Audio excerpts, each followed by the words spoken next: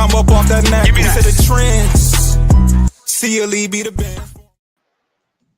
Good evening, and welcome to another episode of Corner to Copa. I'm here with my co-host Coach, and the energy gets to be a little bit better now that that Sunday game is over with. And we'll get into those details upcoming. But Coach, how you doing today?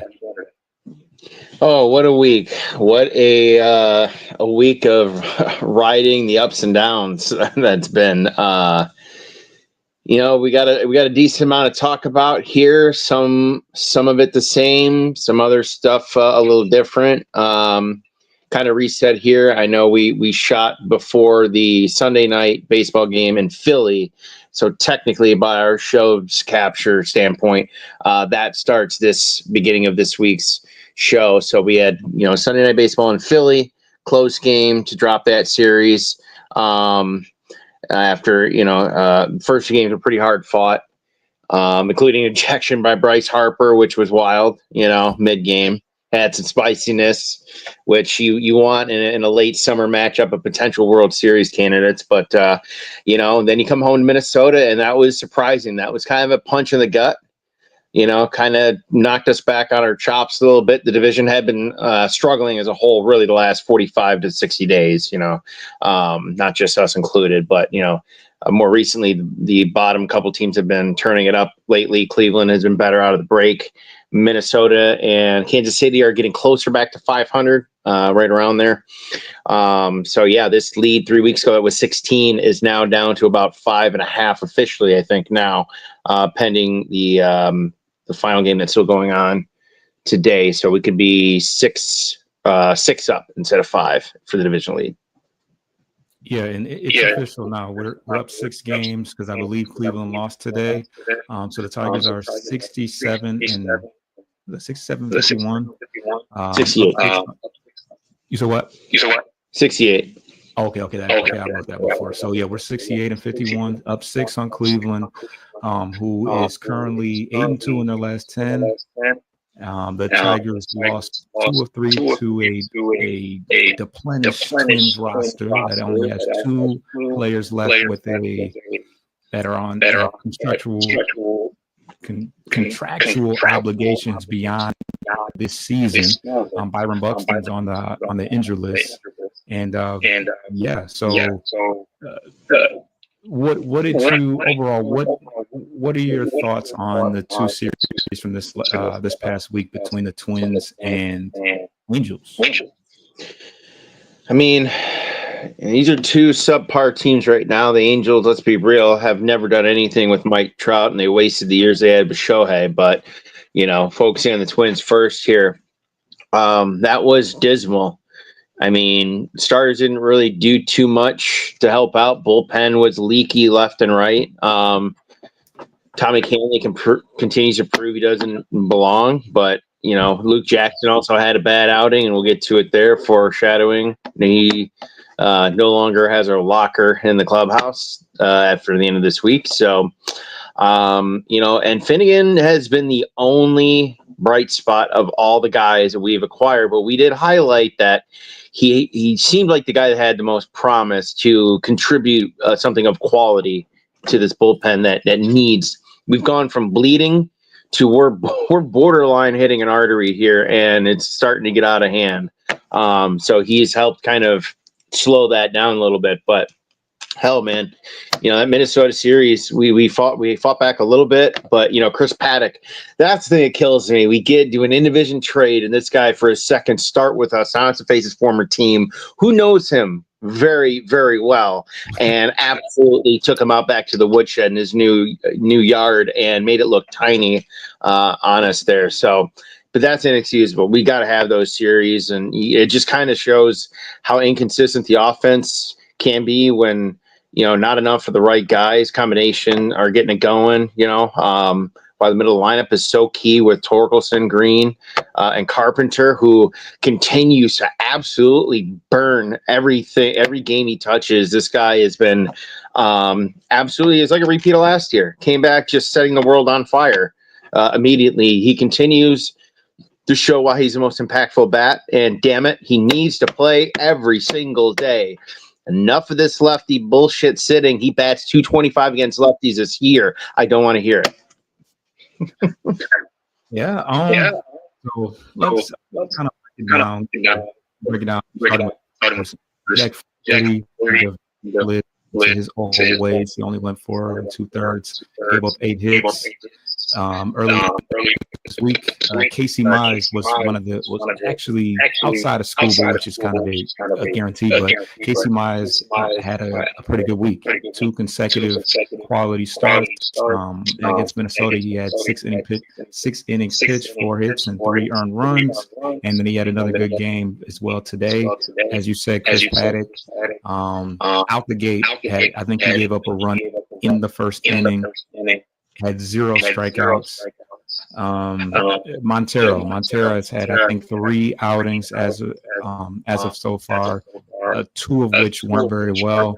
When the ball is in the zone, he's good, but he just walks far too many guys, and those mistakes tend to pile up fast when he lets runners on via the walk.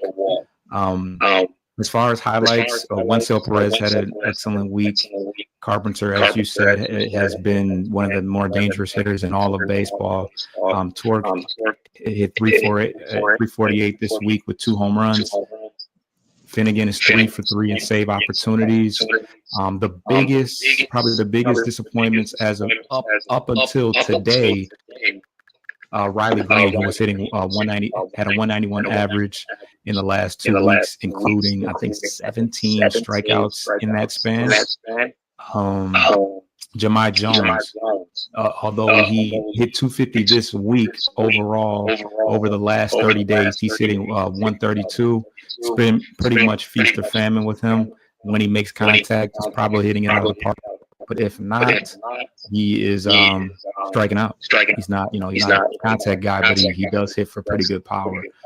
It's kind of tricky with him because he is out of options. So if we were to send him down, he would have to clear waivers to get back in AAA. So we'll see how long the Tigers try to hold on to him, but he kind of is pigeonholed into the same role that Abayan already is at, which is left-handed pitcher specialist who can play corner outfield.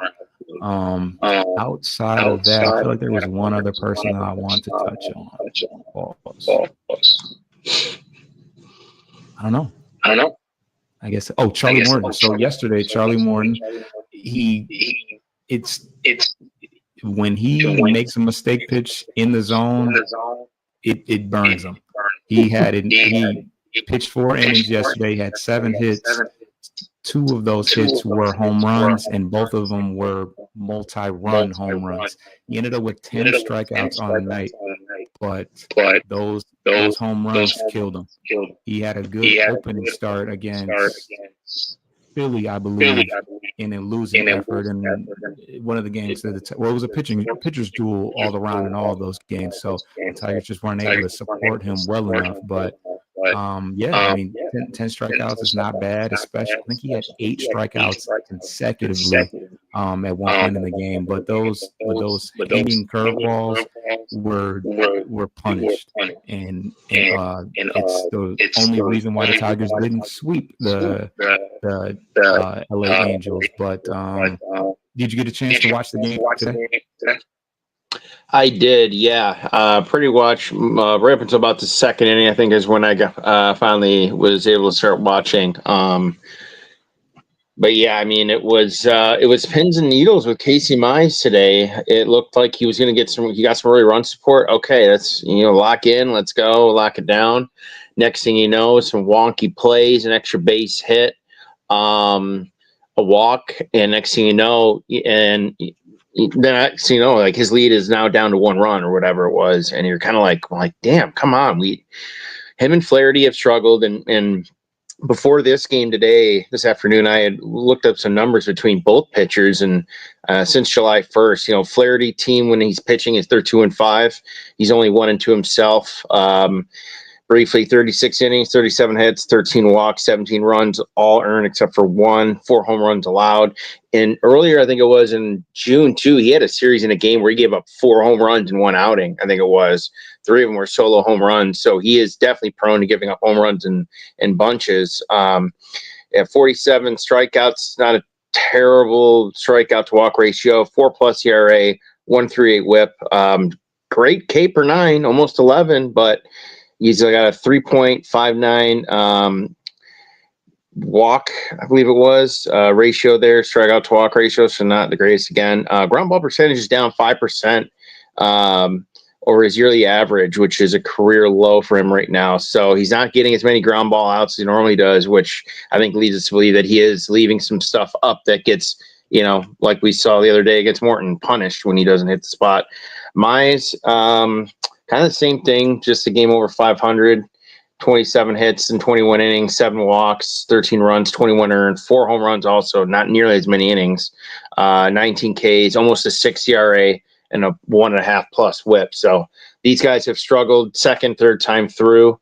We really need to see these guys get to the 5th, 6th inning with, maybe 2 earned runs at best, just to give our bullpen a break. Because damn, we get some days off here last week and this week and schedule wise, but man, this bullpen has been taking an absolute beating for the last 2 months of this summer.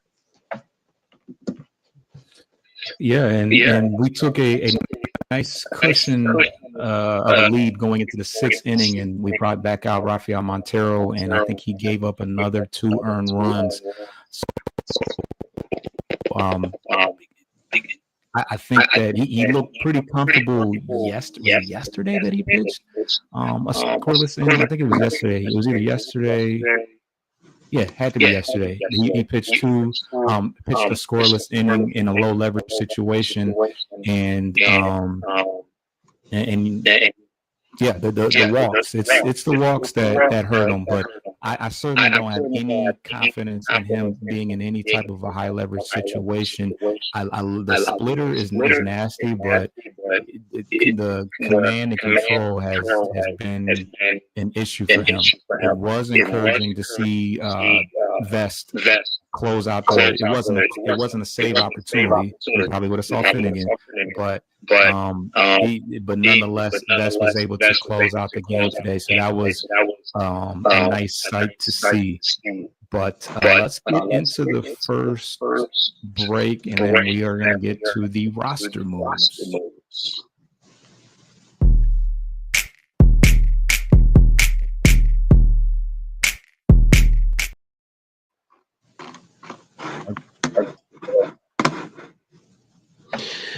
All right, so more recent moves were made compared to earlier in the week. Some minor updates on the 3rd. Alex Cobb had 2 Ks, 1 run, 2 hits, and 2 innings over in West Michigan. Urquidy pitched a perfect inning in Lakeland last Sunday, and right-hander Joseph Montalvo, who was playing at Double-A Erie, was placed on their season-ending injury report. Same day as well, Sawyer Gibson-Long pitched 3 innings in Toledo last Sunday. Clean inning, 1 hit by batter, 5 Ks. Good outing there. Olson, which was kind of older news beginning of the week, was updated that he does not need surgery. He's going to try an alternative method in order to have a chance to maybe pitch in the postseason. But based on the projected timeline, they said it almost would have to be like either, maybe ALCS or World Series, depending on how far they get. So that's pure speculation at that point. But just hope it doesn't come back where it further extends and damages whatever is already hurt in that case. But on the 5th, Matt Still signed a minor league contract. There was no official report for him in terms of assignment yet. And then on the 8th, we DFA'd Luke Jackson, who just had nothing really going for us in the handful of outings that we had him for. And I know we talked about it offline. This was a move that not only, people don't understand. This trade cost us 2 other players. One we had to make room for, and then another one who ended up being demoted and placed in the injured list too. And then the guy we demoted for him was claimed by the Nationals. So now we're all three pitchers essentially. So this was one bad one that did not turn out very well. They called up Cody Hewer, who has made his debut already. And then the surprising news this morning, waking up to when it rains, it pours. Matt Vrilling ended up on the 10-day IL with an oblique strain, and they recalled our lovely journeyman Trey Sweeney back up to the parent club. So that wraps up the injuries and news as far as that goes. All right, and I'm going to get right into the minor league report. We had an individual, AAA, Eduardo Valencia, who's having a fine year between Erie and AAA in Toledo. Actually hit a hit for the cycle the other day. He's one of our many first base / catcher prospects, and having a fine year, hitting over 300 for some power, a much of an uptick from his early career. But yeah, hitting for the cycle, that's pretty exciting. Also, we had a back-to-back home run effort on Friday from Max Anderson, who's been playing third base, which is always important and intriguing for my eyes to see. But it was Max Anderson, Jake Myers, and Josue Briseño, and that was on Friday. Also a name to keep an eye on. I kind of have been hinting at it since he's played in Lakeland. He was actually drafted last year in the 7th round out of Canisius, but he has since then been promoted to Erie. Jackson Strong. He's going to be splitting time at center field between him and Seth Stevenson, and he's one of our few guys that are have a 5.2 potential. He's only 21 years old. He's hit for 277 average with 5 home runs and 42 RBIs, so and 18 stolen bases as well. And so obviously that power tool has some time to develop, but he's off to a hot start in West Michigan already. He's hitting 364 in a couple of different in a couple outings. As well, Andrew Jenkins, who plays for the Whitecaps as well. He's a 24-year-old first baseman, is having a strong year. He's hitting 268 with 10 home runs and 51 RBIs. He is on a 17-game hitting streak, and he had a walk-off hit yesterday. Let me see. Akil went 3 for 5 on Saturday. Lorenzo went 3 for 5 as well. And Josue Briseño, who I already talked about, hit a home run Friday, hit yet another home run on Saturday, went 2 for 4. Most important about his power numbers is the fact that he has power to all fields. I mean, he's got quite a few number of home runs that he hit to the opposite field as well. He's not just forcing the situation and trying to pull the ball because he is having such success with the power. Part of the reason why he was a Triple Crown winner in the Arizona Fall League is because he has the ability to hit to all field. So very, very appealing. He's steadily getting better at the catching position, and he actually threw somebody out at second the other day. So the glove is obviously still behind the bat, but it's working its way along as we would hope. And that's pretty much all I have to report as far as the minor league report. But with that said about the number of prospects, in your opinion, do you feel that Scott Harris is in any way hoarding some of these prospects? I mean, we only have so many roster spots as far as the 40-man is concerned. And, as far as the 40-man is concerned, we only have so many guys that can play at one time. We also have young players within our system that we know are going to hang on to some of these spots, such as a Riley Green, a Torkelson, a Wenzel Perez, a Colt Keith, guys of that nature. And we have a lot of guys that are playing exceptionally well, whether it's as far as pitchers and position players. Is Scott Harris holding on to guys that'll never have the chance to see the light of day in Detroit?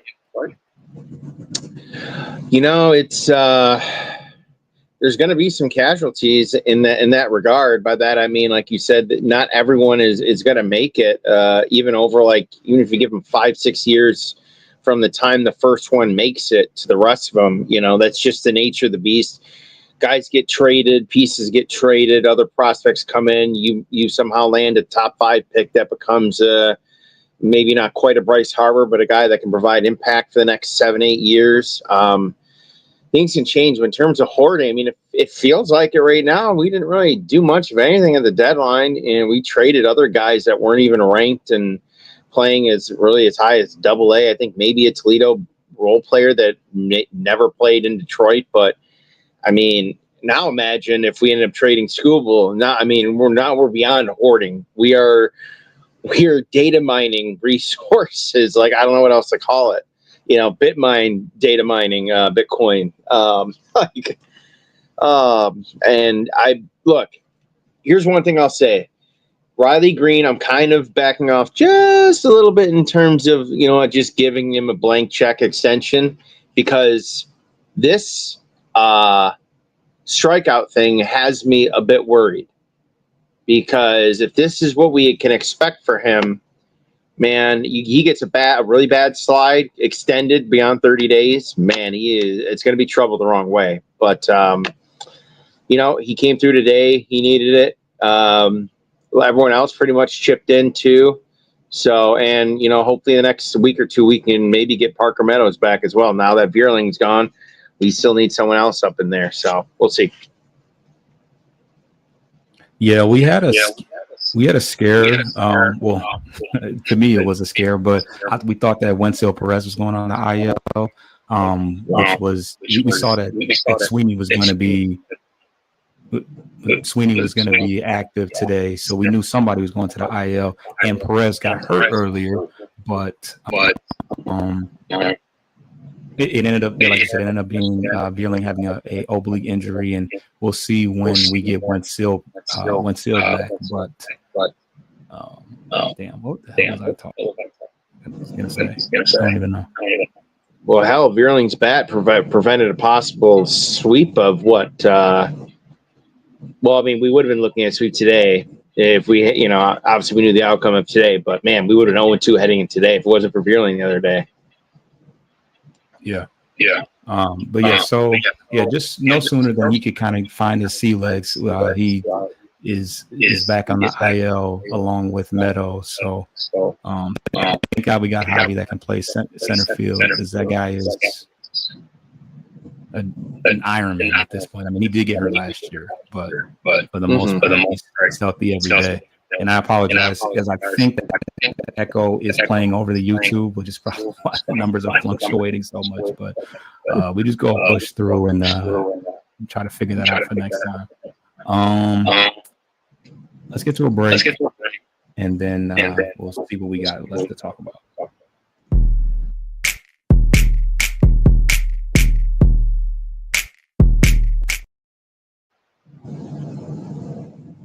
All right.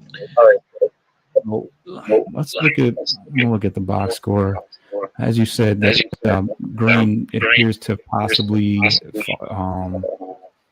maybe coming out of that slump. He went 2 for 5 today with 3 RBIs. Curry had 4 with a home run. So I'm feeling, I don't know about you, but I'm feeling a little bit better about things. I mean, Angels are a team that are kind of on the outside looking in. I think they're like behind 5 teams in the wild card, but they're still a respectable team. They got some good players. That center field with Adele and Trout and a number of other players. But I mean, can we hold on? Are we going to be able to hold on to this lead? We're back up to 6 games. The Guardians continue to, despite not having Emmanuel Clase, they continue to push forward and play well. I want to. Well, no, they lost today to the White Sox. They were nearly able to sweep them. But do you have any reservations about whether we can truly hold on to this lead? I mean, it's certainly questionable. I think that's fair to say, because essentially, if our offense can't produce 5+ runs a game, with this way the bullpen's been. Our starters can't get through the lineup the third time through. Even Skubal got knocked around a bit his last two outings between Philly and just recently the other night, and he was not in position even for a win at that point. He had pitched himself out of contention and was on the hook for the loss, but we were able to bounce back for him, basically at a no decision. But I think it's fair to say it's gonna come down to the last 2 weeks, I feel like, because we can't stay healthy anywhere, really. The only position we've really been healthy at, even though Rogers did briefly go on IL, was catching with Dingler, who's been, like you said, to Baez. He's been the other Iron Man in that team. I'm sorry. The other night when I saw the hitting lineup, when you had on the bottom three, it was like Dingler, Jake Rogers hitting, and both of them were in the lineup. And I'm like, I never want to see that lineup again. Jake does not need to be hitting. Yeah, well, I think Jake was catching and Dingler was DHing. It was a weird lineup where they were both starting, but yeah, I was like, that's an AJ thing. But look, the offense has to keep producing flat out. If they get games where they're scoring 3-4 runs, that's what the starters are giving up right now, and that's being kind of fair. 3-4 runs has been around the average. There's been instances where some of these guys give up 5 earned runs, and we just can't get over that hump. And bullpen might give up 1 or 2 more. We score a couple after we chase their guy.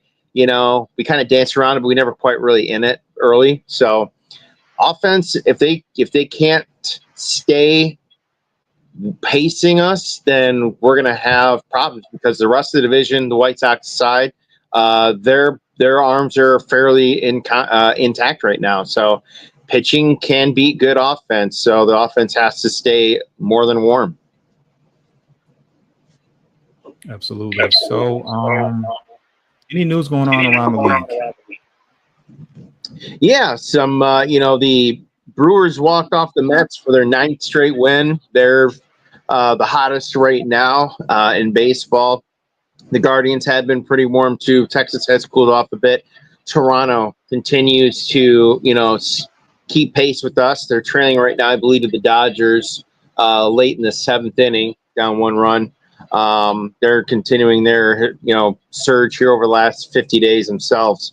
And the Padres too, big walk-off win against Boston. They're up against Boston today right now too. But they have the bases loaded with 2 outs in the 7th. So they're making a run in the crowded NL West, with LA and Arizona also being sellers. And some fun and interesting news. The run differential, Rockies, I think they're very well going to clear minus 400 at the end of the year. I think it's definitely possible. These guys are so bad, and they just gutted some other players this trade deadline. And they got actually like a pair of some of the hotter hitters right now, OPS and average-wise. So they've been interesting. But aside from that, retired Mariano Rivera blew out his Achilles yesterday, playing in the New York Old Timers game right after getting a base hit off Andy Pettit, his first time ever. Ripped a single to left field off him. A pretty good contact, too, in the hole. And more cool news with Detroit. Tarek Skubal, as reported by Detroit Free Press, he gifted fellow rookie Troy Melton a $3,000 Louis Vuitton backpack that he is dubbing the new tradition for pitchers with the Detroit Tigers veterans, helping out the young guys. Goes back to a story where he made his debut, and at the time, Matt Boyd gifted him a suit to wear for his Major League debut, which he said he wore to his first All-Star game last year. And then because of his second this year, he bought a second suit. But he actually doesn't care for suits. He says no one dresses up to the game anymore. Sometimes guys do, but it ain't like that. We all got our own swag, our own style. And he wanted to replicate the backpack gift idea, as that was also something done by Eduardo Rodriguez, who briefly was in town with Detroit, and also encouraged him to all watch each other's bullpen sessions, just to gain more feedback and whatnot. So that's pretty much it. Oh, also the Mariners retired, another hot team, retired number 51 of Ichiro Suzuki, who gave proper credit to the big unit who wore the number before him in Seattle, Randy Johnson. And Seattle, it's also 9-1 since the trade deadline. They remain to stay hot and potentially could chase down Houston in the AL West. Very good. Let's get to the last break, and then we are going to talk upcoming games and any other statistics that we need to look into. Be right back.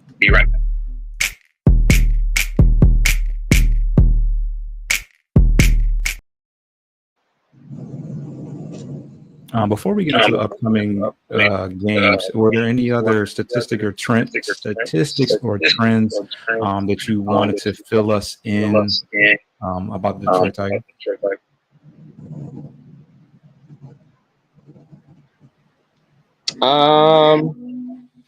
Nothing really. I've been tracking some stuff since July 1st. They've played a lot more higher scoring games as a result of their bullpen as of late. When they score 5 runs, they're 11-3 in that stretch. When they don't, they're 4-15. So very polar opposites. I know we mentioned it a lot last year in the shows, the 5-run mark being the benchmark for us, but that's pretty much it. They're falling a little bit on the road. They're 6-10, but 9-10 at home, almost at 500, with a minus 17 run differential. So again, that offense will have to continue to stay humming. But unless there was something else that I am forgetting, numbers wise, I believe that is it. Other than that, we're a half game technically back of Toronto for the number 1 team in the AL. All right, so I can kind of lead the upcoming schedule. We've got a pretty interesting stretch of games that it's kind of important that we are on the upper end of things. But we have an upcoming road series where we go against 2 divisional opponents, the Chicago White Sox and Minnesota Twins. And then on the third series of this stretch, we come back home to see the Houston Astros. When I look at things, we talked about the last time we faced the Chicago White Sox, which is a 4-game series in Chicago. This was one that we kind of figured we had in a bag, but we ended up splitting that series. And we know that the Chicago White Sox team is not as bad as they were last year. They've got a little bit more talent here. They got Luis Robert and Lennon Sosa and Adam Benintendi. This team is not last year's Chicago White Sox team. So the divisional teams always seem to play us pretty tough. And, it's imperative that we stay on top and at least win these series because Cleveland is hot right now. And they seem to be that immovable object that we were last year down the stretch. But between those 3 series, what is the most interesting that you see about? I mean, what's the most intriguing out of them? I almost want to say the revenge series against Minnesota, but like you said, you can't every one of these games matters for them. We've dominated the teams under 500 this year. We're like 20 plus games over 500 against teams under 500, but we struggle against the better teams. I think we're like 6 or 7 games under 500, like 19 and 26, somewhere in there, give or take. So taking care of business in the division's big, not just for our own divisional lead, which, yes, obviously is nice if we can go ahead and put that back on the back burner again. If we continue to stay hot in August, we can get into August up 10, 11 games, somewhere in there. I think that would be awesome. That would be a good mark to be at. So I can't overlook Chicago. Minnesota, it's a 4-game series, no day off next week. So Paxton looks like he's going to get a shot back at him again. He's going to come home, if you will, back to Minnesota as the Probables are projected currently. And like you said, I think, Houston is also going to be a big series. Another potential rematch in the playoff. We took care of last year. I'm sure they're going to be pissed. Now they've got Correa back too. The old boys are getting back together a little bit. But a lot, no trash can this time. So, and Charlie Morton also played for Houston, so he'll get to go back in a different uniform this time to Houston. So, man, every one of these series matters. And looking ahead even further, like nothing really gets any easier. Everything is going to be a drag it out, clawed out, but 3-game, 4-game series the rest of the way. Yeah, and Montero also played for Houston, so you got a lot of folks going home. Twins. We gotta. I want to say we got to sweep them, but maybe a lot to add. Byron Bucks might be back, so we might have to contend with that. But the Houston series, obviously, they're a half game up on Seattle, who's up right behind them right now. And right now, I think that going into the game today, we were up a game and a half on Houston as far as records in the American League. So we need to continue to not only stay ahead of Cleveland, but also keep pace with the top teams in the American League as a whole. So things are getting interesting as we get to the home stretch. I keep forgetting a certain point. As far as the things going into this week that I wanted to keep an eye on was seeing if Chris Paddock could continue the success that he had in the previous start, as well as Charlie Morton. And the reason why I said that is because the inevitable fall off happened. So that is exactly why I said what I said. That's exactly why I said what I said. So we'll see. I didn't know that Charlie Morton played for Houston, but hell, Morton played for a lot of teams. And AJ tends to pick out of his old. Jose Urquidy also played for Houston as well. So he's all about familiarity, but becoming the Astros of the North. Pretty much. But we are up on them right now, and we also lost 2 of 3 in Houston. So this is an opportunity for us to right those wrongs as well, because I feel like I don't say we've become a rival, but we played them last year in the playoffs and put them out. So there's something there. And like you said, let me pose this to you here real quick briefly, not to sidebar too quick, but it's something worth exploring here, because as we seem to maybe look like this team is maybe just about to turn that corner and go back on the uphill, right, in the right direction. If playoffs were next week, right, everyone's healthy, act like between Vierling and Parker, they're back at that point. Who are you putting in and who are you potentially leaving off the roster for playoffs if neither guy can really quite get over the hump to really get it going offensively? Because we know for the most part, these two guys on defense, they can hold their own. Like Vierling sure had some weird moments earlier before he went back in IL, kind of routing a ball weird or two, but for the most part defensively, these guys can play anywhere because of their athleticism. If it came down to obviously Wentzield's making it no matter what, that's not a second thought. And it came down to one spot left between Vierling and Meadows. Who are you taking and who are you leaving off? I'm giving the edge to Meadows. Meadows is better defensively. He's better defensively. Vierling prior to Friday had gone 11 months without a home run. So obviously there's an off season, so I think they count that into it as well. But he's went the entire year, and then I don't know when his last home run was last year, but I'm assuming it was quite some time if 11 months has elapsed. But he's had his moments. It appeared as if he was coming, as far as his bat was coming around, but I mean, the couple of deficiencies that I've seen defensively is like his glove isn't there, and you can't truly depend on his bat. It's like, what do you have there? I mean, Meadows is faster, more athletic, more power. He kind of checks every box. The only benefits that you get from Vierling is that he's right-handed, which we get a little lefty happy in the outfield. You got Carpenter, you got Green, you got Perez, who's technically left-handed but also right-handed. And he can play third base, but honestly, we have enough infielders to play all over the place. You got Keith that can play at third. You got Baez that can play at third. You got McKinstry that can play at third. Vierling probably not see any more. Certainly this year, I don't see him playing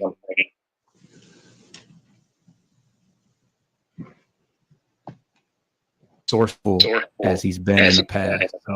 So yeah, I give it to Meadows, although I think technically Vierling probably has the better average. Because I think that going into the injury, I think Vierling is currently hitting 239, and I highly doubt Meadows got up above 200 even. Yeah, I think he was around like 190, 185, somewhere in there. Yeah. So yeah, that's a pretty easy. That's a pretty easy decision. Although I'm not mad at anybody with the recency bias of how good Vierling was like just yesterday. Literally, I mean, literally, yeah. I mean, not just Friday or I mean, I think he was good yesterday too. Yeah. The last couple games of the series, he really had like 4 or 5 hits combined. Remember, it was funny because someone was mentioning prior to that game, the game before the home run one, they were like, he has not had a 2-hit game all year. So that got posted on social media. I'm not saying that because it went viral. I just happened to see it on X. And sure enough, what happened that night? He had a 2-hit night. And then what happened, I think, the next game, he had a home run and two or three hits. So he has kind of catapulted his average in the last 5-6 days because of that recent swing, who he also was hitting around $180, $190 when he went on the IL. So you were getting to, like you said, to the same kind of player, producing the same kind of output, a little bit redundant, but, neither one of them have really been healthy at all since the end of last year. I think these two guys combined, unless Carey's recent stint puts him up there, I think these two guys own the longest amount of time on the IL collectively that, are not pitchers, considering some of the guys have been out for a year already in that. So. I mean, we have 3 rotational outfielders that have all spent a stint on the 6-day IL. And now Meadows and Vierling both have been on the 60-day and the 10/15-day. I think it said 10-day for Vierling, so I don't know what that's about. We have a 15 too, right? Don't we? Yeah, both. Parker's on a 10, and that expired already. So technically, he could come back, but I think it looked like they said it might not be for another week or two because he's rehabbing it, or he just recently started his rehab. So they may keep him down there for a week or 10 days and gradually build him up. But yeah, to your point, I think you're right. Yeah. So he went on the IL July 27th or 28th, I believe. So he's already expired as far as his eligibility, and I think he's throwing. He's not playing yet though. Like he's not in Toledo playing or anything like that. I think he's like resumed throwing or something like that. But what Perez has also been on the 60-day, and he avoided the IL yesterday. So otherwise, I mean, Lord God forbid it would have been both Vierling and Perez, but if for whatever reason, folks, if both of them would have been IL, this show would have been way different. I'll tell you that. Yeah, I mean, it would have been the Badu and Malloy show or something like that. I mean, because and Sweeney had a good game today, so can't really trip about that. I think he had at least a couple hits. I know he had one hit for certain, but I was saying in my head I'm thinking I'm referencing Scott Bentley of the Locked On Tigers report, and he said that the coaches will show you how much they value you by how they show you without telling you. A guy like Sweeney has been up and down in the system, but he's constantly that first name that pops up when you he's the first name that pops up when somebody goes on the injury report. So obviously they value his what he brings to the table, because he doesn't sit in AAA long. Whereas like a Andrew Navigato, he hit like 350 last year, and they didn't even think about bringing him up. And they obviously knew something that we didn't, because he is having a awful triple this year. I just happened to see their stats yesterday on Twitter. They posted their lineup, and I saw him in there, and I just poked around for 5 minutes, and my eyes did the cartoon look, and I was like, well, that's That's why they're there. And frankly, you know what? I don't want to say us not calling them up after that hot stretch last year was a wise, like, oh, they knew something. Maybe, but Dingler wasn't that great until Toledo last year, and he got fired, and he was poo-poo in his 1 month last year up with the parent club. But he's the development guys here, up and down minor leagues all the way to the pro level. At least from a hitting standpoint, when these guys get here, they do their job. Yeah, I mean, I think they just know that he's a 4A player. I mean, I got to watch him for the first time in spring training this year, and he was pretty bad in that too. So I think that they have a pretty good eye for who's just a really good AAA hitter for no apparent reason, and who is an actual major league player. And obviously, as much as we probably would have wanted to see him play in Detroit last year and McKinstry not, they obviously make the right decision as far as that's concerned too. So that's why I'm always not so quick to pass judgment on their decisions. But yeah. Anything else to talk about? Anything else that you're looking forward to this week as the Tigers go on the road? Take the series against Chicago and split against Minnesota. I mean, Valenti, I've been listening a bit more and more on the drives in and out of work. It's 97-1, and he's like, look, just play 500 ball. That's really all you need to do. You play 500 ball. Everyone else has to play below you 700 or better ball, which is kind of what you were pacing last year in your amazing run. The chances of that being replicated again to the similar degree are next to nil. But, we caught lightning in the bottle last year. The odds of it happening again are, by a factor of another million on top of that. But, look, just keep taking the series against your division rivals. If you lose to, the Mets at the beginning of September, 1-2 in the series, as long as one of the two losses wasn't a complete blowout, I think you'd say, okay, we come away pretty even for the most part. You just can't have half of what happened at the beginning of the week, Minnesota again. That's just can't. I mean, from an offensive and defensive pitching standpoint, that was very underwhelming and put us on cause for concern.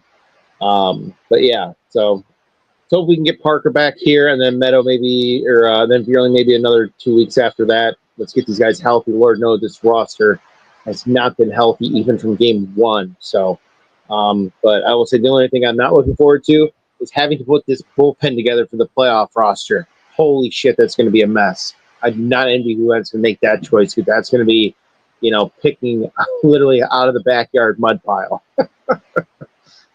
Amen. Yeah, I don't think I could have said it any better. Yeah.